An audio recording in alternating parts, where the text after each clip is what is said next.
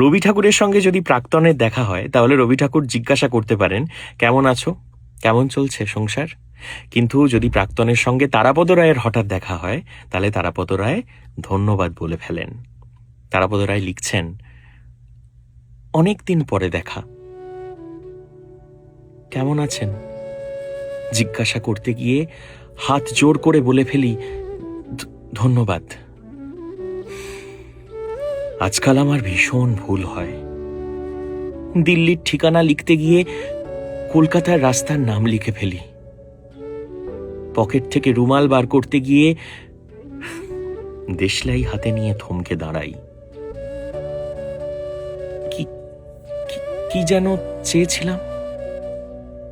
হঠাৎ নিজের মনে হাঁটতে হাঁটতে এক একদিন পুরনো পাড়ার রাস্তায় চলে যাই। কি যেন চেয়েছিলাম। আজকাল আমার কি ভীষণ ভুল হয়। ধন্যবাদ। এই আমিও ধন্যবাদ বলে ফেললাম।